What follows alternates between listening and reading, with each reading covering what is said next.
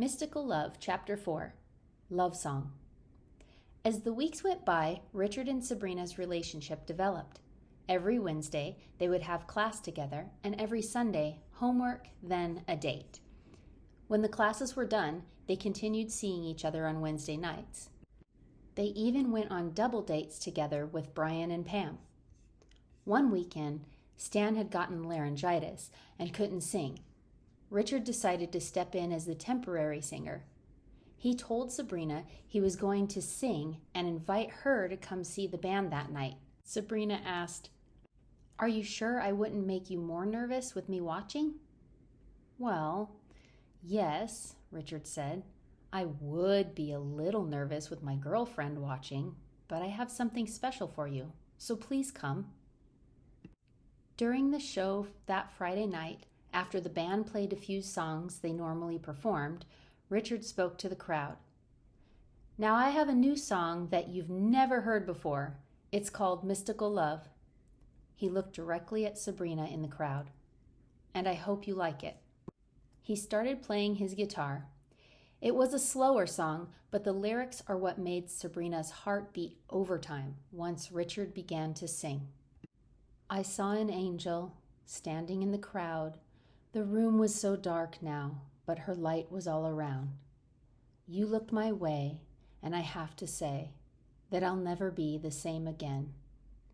Your mystical light, yeah, the glitter was dancing in the room. There were no others, it was only me and you. You looked my way, and I have to say that I'll never be the same again, because I love you, and the only thing I want to do is be with you." Richard started playing the guitar solo. It was amazing. Sabrina could only feel her soul in that moment. It really felt like they were the only two people in the room.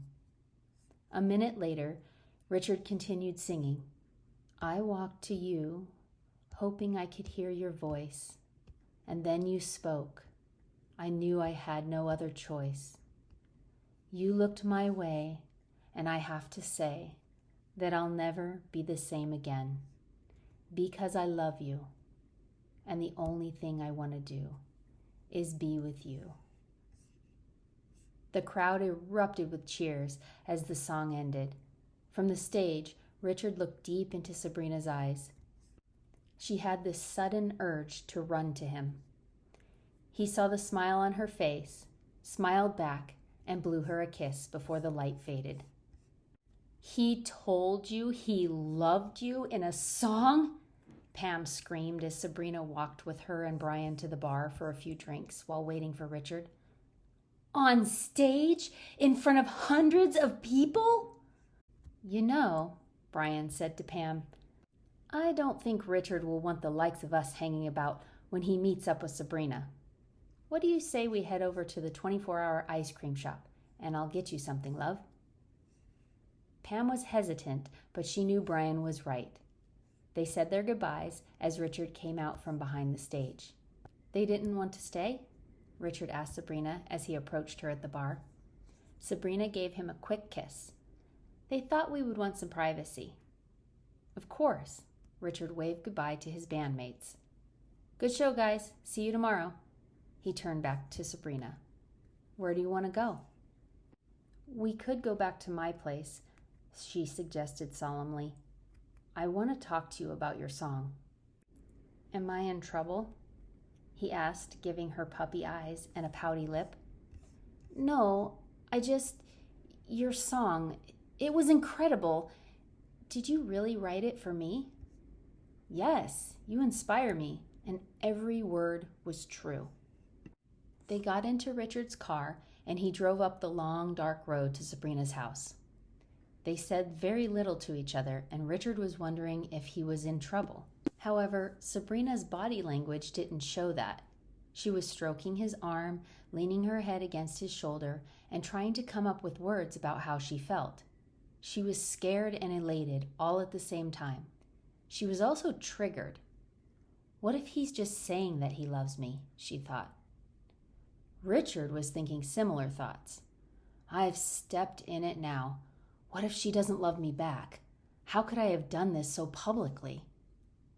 Eventually, Richard pulled his car into Sabrina's driveway. After he got out and opened the door for her, she grabbed her purse, smiled at him, and pulled him by the hand as they walked to the door. When they got inside, she turned on the lights and motioned him over to the couch. "Have a seat," she said. Richard sat next to Sabrina. Her face was turned down. She took a deep breath and opened her mouth. No words came out, so she closed her mouth and grabbed his hands, looking down. "What's going on?" Richard asked. He put a finger under Sabrina's chin and gently lifted her face to meet his gaze. "I don't know what to say," Sabrina said. "There is a certain amount of doubt being triggered in me right now." She realized it was a good thing Richard knew she was a therapist. Otherwise, this language would have been weird to him. "But I'm really scared that you said you loved me." Richard backed away. He felt his heart freeze. Oh my God, she doesn't feel the same way, he thought. He didn't know what to do. Here he was with the woman that he had grown to love, sitting in an uncomfortable silence. Neither one of them spoke for several minutes. Finally, Richard said in a cold voice, "I should go." "What?" Sabrina said, shocked. She was so busy overthinking the situation that she hadn't realized what was happening. "Don't go." "Why, Sabrina?" Richard shouted, pain and anger rising inside of him. Now he was the one being triggered.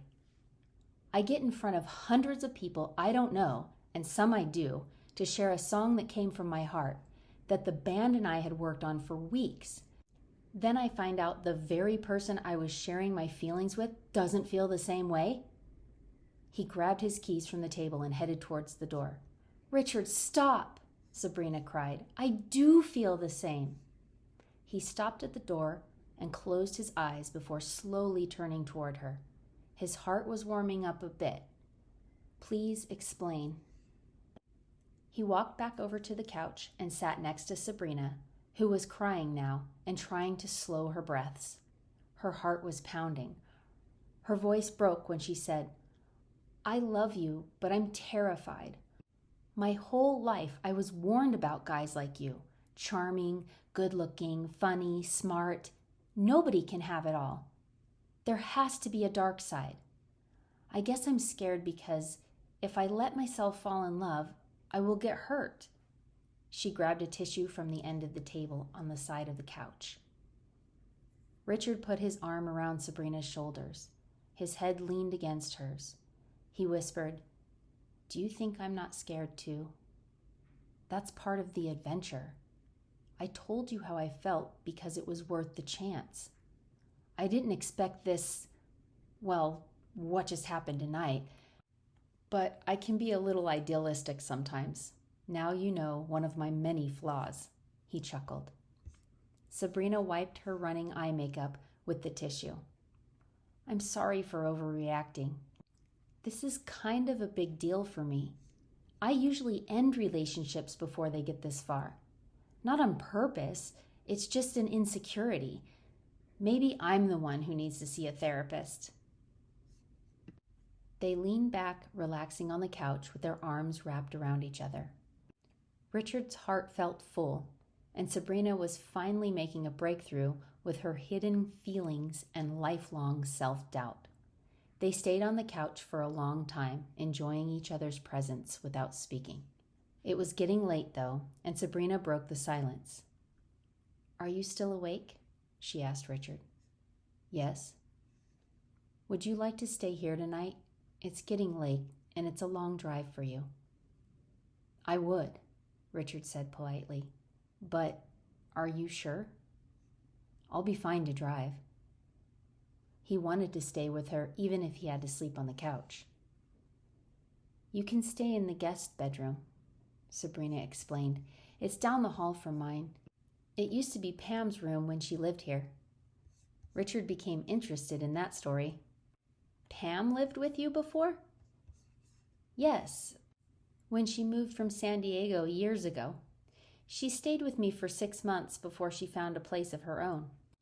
Richard wondered what it must have been like for the two friends, who were so opposite from each other, to live together. Surely they must have had squabbles over who left the place a mess or brought home some random guy, since Pam was wild and unpredictable. Sabrina, however, was organized and tidy. Not that she was a prude, but she did keep a clean house. Richard had learned that Sabrina didn't like people to visit, so he felt privileged every time he had been invited over, especially tonight. He wasn't going to assume that just because she invited him to stay, they were going to get physical. He respected Sabrina's privacy because he knew it meant the world to her. This caused Richard to reflect on the very public declaration of love for her earlier that evening. She must have felt embarrassed. Her reaction made more sense to him now. Sabrina showed him upstairs. A long hallway divided the rooms. At the top of the stairs, they went left to the guest room. When Sabrina opened the door, Richard found that the room was spacious, with a queen-size bed, a walk-in closet with a dresser inside, and its own bathroom. The bedding was dark purple, clean, and perfectly folded around the bed. A nightstand with a lamp and a clock stood beside the bed. Sabrina pointed at the bed, feeling like she was showing a guest house to a renter. "The sheets are clean, and feel free to use the closet for your clothes." She paused in front of Richard as she left the room. "Good night, Richard." He leaned down towards her. They kissed.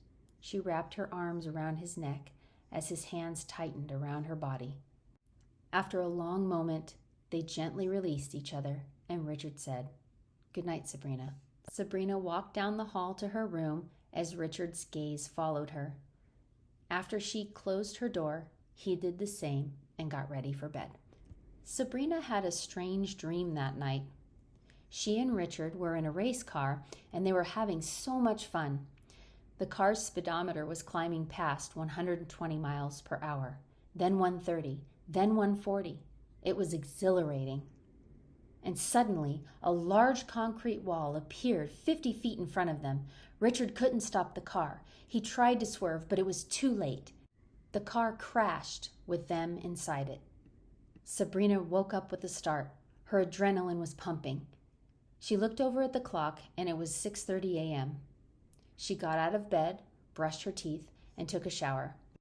If she was up this early on a Saturday, she might as well do some qigong in the backyard to process that horrible dream. So she went downstairs quietly so as not to wake Richard.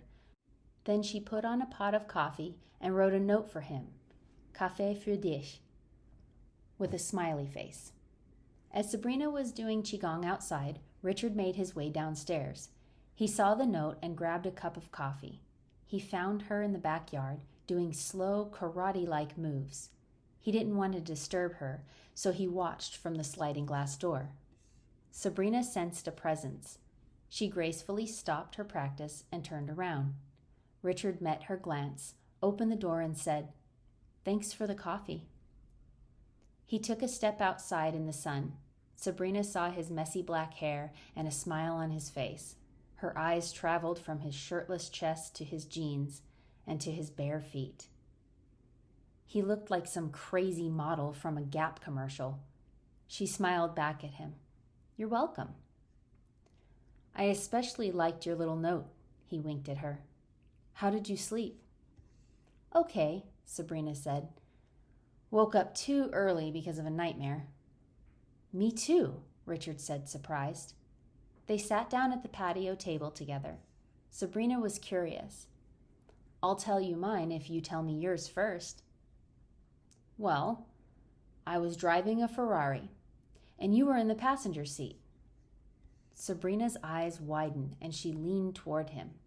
Richard noticed her body language. He began to animate the story.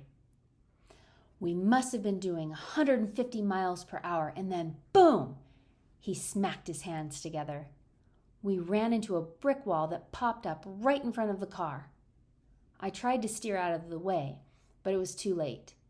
I woke up shaking. When I looked at the clock, it was 6:30 a.m. I didn't want to disturb you, so I laid in bed for a little while. Then I heard you going downstairs, so I decided to get up." Sabrina realized her mouth was gaping open and she shut it quickly. You're never going to believe me. I had the exact same dream. What? No way. Richard thought she was joking with him. I am serious, and I woke up at 6:30 also. Is that even possible that two people could be having the same dream at the exact same time? Sabrina wondered. Richard tried to lighten the mood by joking because this phenomenon was freaking him out. Maybe your house is haunted. I don't think so, but it is trippy. There's no way you could have known about my dream unless I talked loudly in my sleep, she said. Couldn't hear anything. It's so quiet out here. And if it wasn't for the dream, I could have slept until noon. Richard changed the subject. I'm sorry about last night. I thought about your privacy, and what I did last night was I should have asked you about it or played the song for you privately.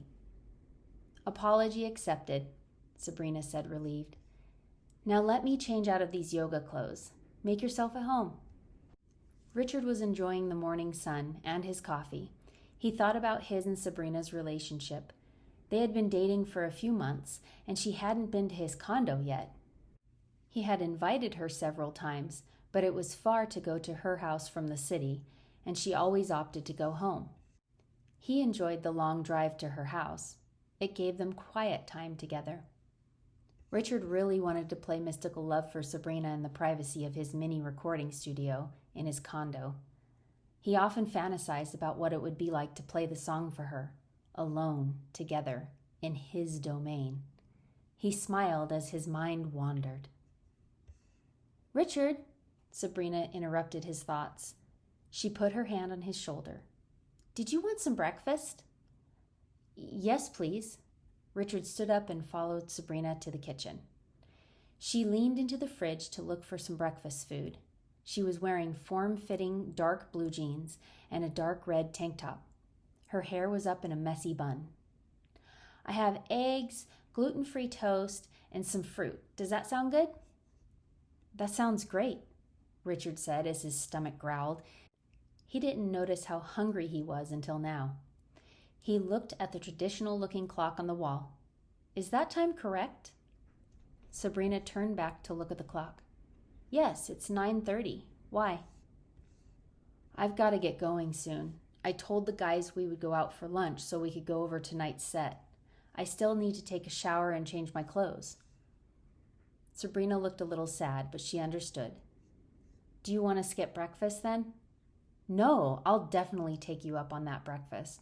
I'd love to learn about how you make it gluten-free. Richard was fascinated by her choice of foods. I've just got to watch my time. Sure, come over here and you can make the toast. It's just like regular bread. She smiled at him, happy that he was showing interest and that he was staying longer. And by the way, all the other things are naturally gluten-free. It felt so natural for Richard and Sabrina to be cooking together. Every once in a while, his body would brush up against hers. It sent warm feelings through her body. When breakfast was done, he helped her clean the dishes. Then he went upstairs, put on his shirt and shoes, and grabbed his keys. They kissed goodbye at the front door. She noticed a reflection of light out of the corner of her eye. A car was coming up the road. Sabrina gasped. Oh my God, it's Pam! She had forgotten they were going to do laundry together today. If she sees you, she's going to drill me with so many questions. Ugh! You're in trouble now, Richard teased. I think she already sees my car in the driveway. He gave her one last kiss goodbye and went to his car. Just as he was backing out of the driveway, Pam was pulling in. He rolled down his window, waved, and said, Good morning, Pam. Good morning, Richard, Pam replied in a sing-song voice. Sabrina tried to act as if this was a normal Saturday morning. Nothing to see here. However, Pam did not give up that easily. She got out of her car, staring at the dark blue BMW driving down the street. She turned back to Sabrina with a "Don't play innocent with me" glint in her eye. In that same sing-song voice, Pam said, Someone's been a naughty girl. And that's it for Chapter 4. It sounds like you're totally hooked on the mystical love story between Richard and Sabrina. That's awesome. So here's some ideas to fuel your fandom. You can finish the book. If you haven't already, dive back in and see where the mystical journey takes them. You can grab it on Amazon with the link in the description. Or you can follow the author on Instagram at sa.reinhardt_author. That's where you'll find AI-generated images of the characters, inspiring quotes, and teasers of the next books to come in the series. Happy reading!